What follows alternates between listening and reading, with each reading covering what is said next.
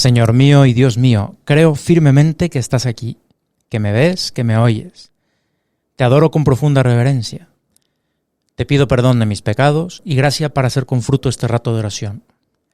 Madre mía Inmaculada, San José mi Padre y Señor, Ángel de mi guarda, intercedan por mí. Bueno, seguro que te ha pasado que después de haberte peleado con un amigo o con tu novia o con tus papás, o si estás casado, pues con tu esposa, o si estás casada con tu esposo, te pasa por la cabeza el pensamiento de si deberías pedir perdón. Tienes como ese angelito, ¿no? Que es la voz de tu conciencia que te dice, creo que deberías pedir perdón. Pero también tienes ese diablillo, ¿verdad? Que te dice, no, debería ser ella quien me pida perdón a mí. Bueno, siempre estamos como valorando quién ha tenido la culpa, quién ha empezado, quién de los dos tiene que pedir perdón primero. Y si se te acercan a pedir perdón, si lo vas a perdonar, pues como pensando que ya lo has perdonado otras veces. Es que ya me lo he hecho muchas veces. ¿Lo tengo que perdonar otra vez?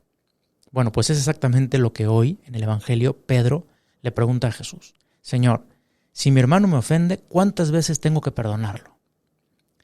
Y es que el perdón es de las enseñanzas más rompedoras de Jesucristo. La que más llamaba la atención a los fariseos porque era una gran novedad. En el Antiguo Testamento regía la ley del talión, ojo por ojo, diente por diente. Tú me haces y yo te hago, y así hasta el infinito.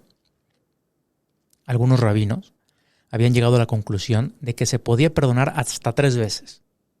Y eso que era el pueblo elegido. Ya si nos vamos al resto de las culturas, pues qué perdón ni qué nada. Por ejemplo, en la cultura ancestral japonesa se aconsejaba sonreír al enemigo mientras no pudieras acabar con él. Homero juzgaba que reírse del enemigo era el más dulce de los placeres, y Sócrates creía que el no vengar las injurias era una cobardía propia de un esclavo. O sea que ya te puedes dar cuenta cómo estaban las cosas hasta que vino Jesús, y en ese diálogo con Pedro, que se lanza como de costumbre y te hace esta pregunta, ¿cuántas veces tengo que perdonar? Hasta 7, tú, Señor, que no has venido a llamar a los justos sino a los pecadores, le respondes, no te digo 7 veces, sino hasta 70 veces 7, que es un modo hebreo de decir siempre.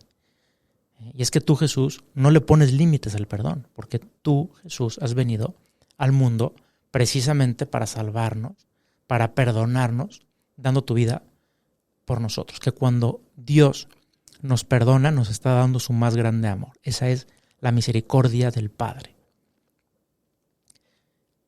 Me gustaban mucho las clases de teología de un profesor en Roma que nos decía que no es que el pecado de Adán y Eva hayan tomado por sorpresa a Dios, ni tampoco que tengamos este cuerpo que muchas veces parece el culpable de todas nuestras debilidades y pecados. Decía, es al revés. Dios, al hacernos hombres, alma y cuerpo, nos dio una estructura que nos permite, a pesar del pecado, la posibilidad de ser perdonados, de recomenzar. Y decía, haciendo un poco de teología ficción, podemos decir que al ver Dios que los ángeles no tuvieron una segunda oportunidad, quiso hacer una criatura que sí la tuviera. No una oportunidad, sino muchísimas oportunidades de ser perdonado. Y así este razonamiento.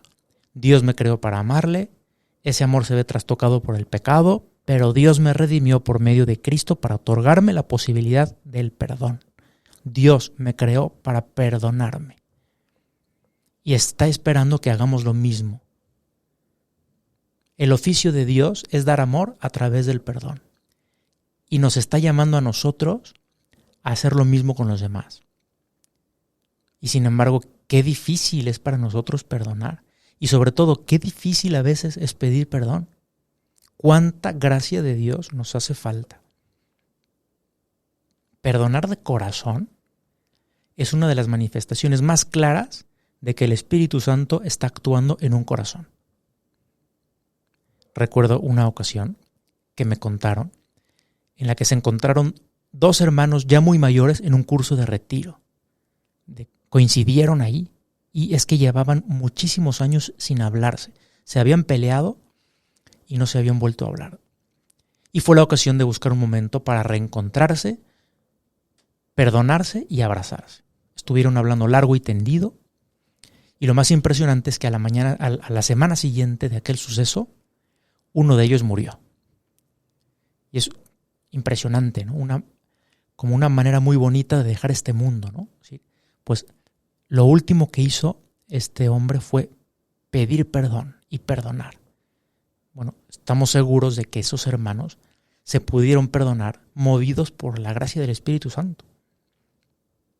Una vez me contaba un sacerdote una anécdota de una mamá que caminaba con su hijita chiquita, que al pasar junto a una pareja enojada que se estaban gritando, la niña le agarró el vestido a su mamá y le preguntó: «Mamá, ¿por qué las personas gritan cuando se enojan?». Y la mamá le respondió bajito: «Porque cuando dos personas se enojan, sus corazones se alejan y entonces se tienen que gritar para oírse».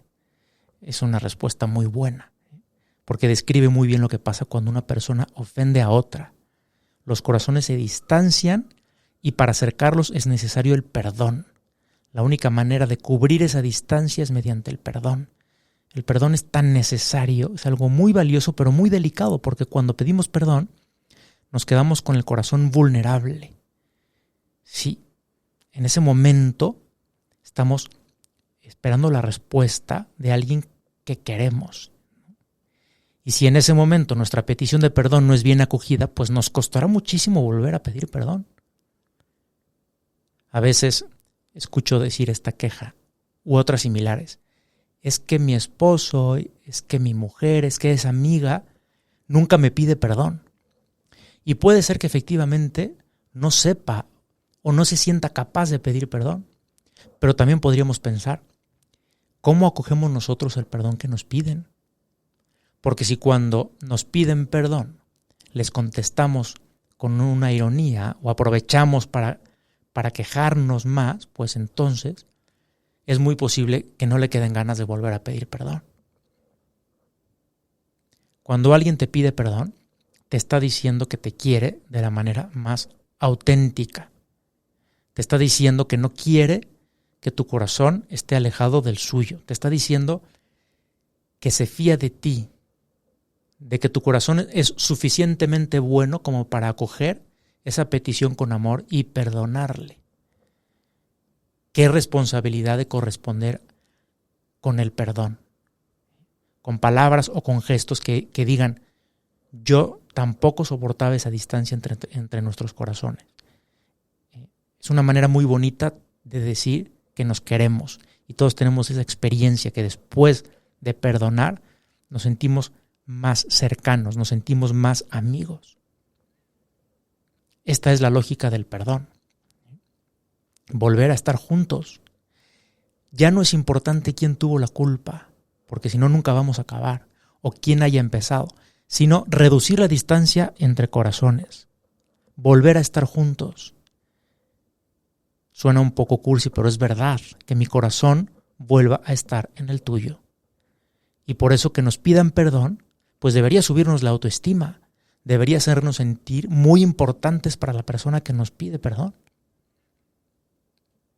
Porque quien mejor sabe querer es quien peor soporta esa distancia entre corazones, haya sido o no el iniciador del alejamiento. Por eso quien mejor sabe querer busca tomar la iniciativa en el perdón, pidiéndolo o facilitándolo. Tenemos el ejemplo tan bonito de la parábola del hijo pródigo, como el padre de la parábola espera a su hijo en el camino con los brazos abiertos. Por eso tú, Jesús, eres también quien más te alegras cuando te pedimos perdón. Como tú nos quieres mucho más que nosotros a ti, también sufres más que nosotros nuestra distancia.